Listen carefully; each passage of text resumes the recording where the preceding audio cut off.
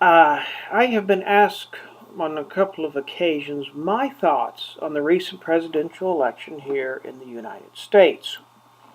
I've been asked if and who I voted for. That I will not disclose, because that I don't think is important. But there are some general observations I would like to make, because this circus, and that's what I've called it over the years, man, it began over a year ago. I can remember when you could get past Christmas, past the circumcision, and into January before you heard anything about the upcoming presidential election. No longer. Makes me wonder what's going on in the world that we need to know about while they're covering all the little bitty points and picky stuff and stuff. And then Facebook. There are times I'm tempted to shut down my account, because that's all people want to talk about. How great Donald Trump is the majority, because most of my friends are, quote, conservatives. I don't know how conservative they are. I'm not here to judge friends, whether liberal, conservative, whatever. I have a very loose friend policy on Facebook. You have to be a real person. You got to watch out. There are a lot of fakes out there. Oh well. But back to the presidential election. Unless the Electoral College on December 19th does something unexpected, on January 20th, 2017, Donald Trump will be sworn in as President of the United States. If you don't like that, fine. 4 years, support someone else. Don't protest like people are doing. I mean, there's craziness all around it. But I'd like to talk a little bit about what I think about the presidential election. Mostly this is my personal opinion. First of all, we didn't vote for president. We voted for a slate of electors who in turn on December 19th will actually vote for president. People don't even realize we're not voting for president. We're voting for a slate of electors.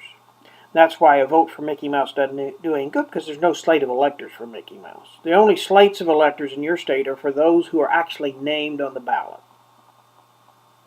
And if you look, no matter what state you're in, Kansas has looser requirements than some, there are more than two candidates.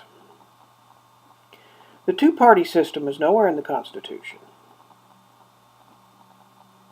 Okay, just as God's not in our Constitution, but that's another subject. The two-party system is not in the Constitution. It's an invention after the Constitution. So in other words, it's not, if I don't vote Republican, I must vote Democrat. There are other parties. They don't have a snowball's chance of winning. People will say, but should I vote for the lesser two evils? No. I should be trying to vote for a good. And that's kind of difficult. And for laying down the principles of that, I can't do that in a video. So I want to limit myself to a few simple points. Donald Trump will be president. The United States is heading for an economic shift. Okay. On my computer, I have files which are entitled Economic Collapse in a Year, where I compiled all of my economic data gathered over about, I've been gathering that for over 3 decades.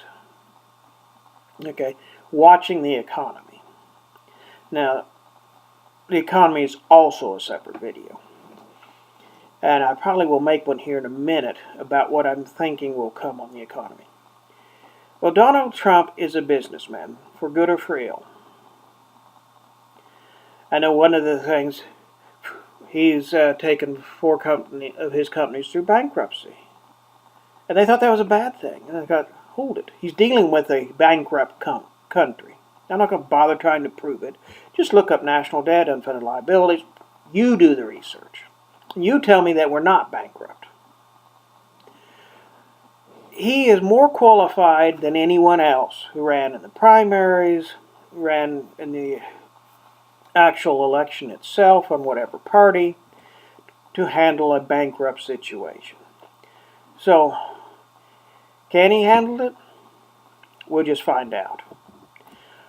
What can we do to help him? And that maybe is the most important point to be made right now. You know, people talk about making America great again. I'm not sure it ever was great. Forget about that. If we want to make America great, we must become saints. Donald Trump will not make America great. He can't do it by himself. If he has the complete cooperation of both houses of Congress, they can't do it by themselves. We need to pray for our country. We need to fast for our country. Okay, like Nineveh. I could see God sending a Jonah in here. Only I could see God sending in a Jonah like, I'm going to do it, rather than Nineveh that actually fasted and prayed, got God to, quote, change his mind. That's another story. In any case, fast, pray for our country. Become saints. We want a better country. We need to be better people. Okay, that is the main point. Many other things could be said, but it is in our court. It's in your court. It's in my court. If I do not become a better person, a better citizen, why should I expect the country to become better? We can't leave these things to other people. This let George do it attitude's got to go. God is calling on you to make the United States better. I'm presuming you're in the United States if you're watching this. Wherever you are, God is calling on you to make your country better by becoming better yourself. That is the purpose of this video.